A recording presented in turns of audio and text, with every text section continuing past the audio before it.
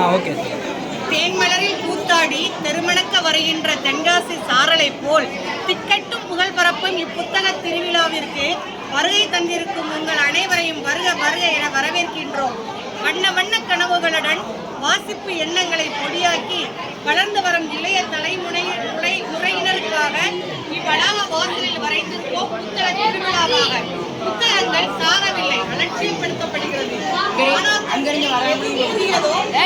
உகந்ததோ எது உதவுவதோ அதை கட்டிட கை கொடுப்பவை புத்தகங்களே.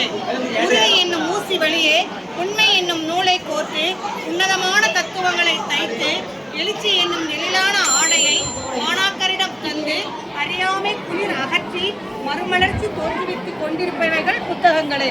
திருவாரூர் தேர் அழகு, திருவிடை மருதூர் தெரு அழகு, மன்னார்குடி மதில் அழகு, வேதாரண்யம் விளக்கு அழகு, மாணாக்கருக்கு வாசிப்பு அழகு, 8 திசைகளிலும் எட்டாத வானிலும் கொட்டி முழங்கும் புகழே புனிதமே, சூதுகளை சுட்டரிக்கும் லட்சிய கடவே, காலம் வழங்கிய கற்பக கனிகளே புத்தகங்கள். ஏதோ இருந்துவிட்டு போகும் புத்தகங்களில் இன்னமும் வாழ்ந்து கொண்டிருக்கும் புத்தகம் திருக்குறளே.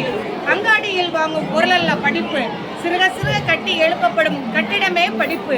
ஆகையால் புத்தகத்தை வாசி சுவாசி வளம் பெற பெறுவீர். சிலப்பதிகாரத்தை சீர்தூக்கி பார்த்தால், திருக்குறளை திருப்பி பார்த்தால், அகநானூரை அலசி பார்த்தால், புறநானூரை புரட்டி பார்த்தால், சீவக சிந்தாமணியை சீர்தூக்கி பார்த்தால், தொல்காப்பியத்தை தொட்டு பார்த்தால், கம்பராமாயணத்தை கருத்தாய் பார்த்தால் புத்தகத்தின் தன்மை புரியும். வருங்காலத்தில் வளமாக வாழ வளமற்ற கைபேசி புத்தகம் படிப்பவரே நல்ல புத்திவான்.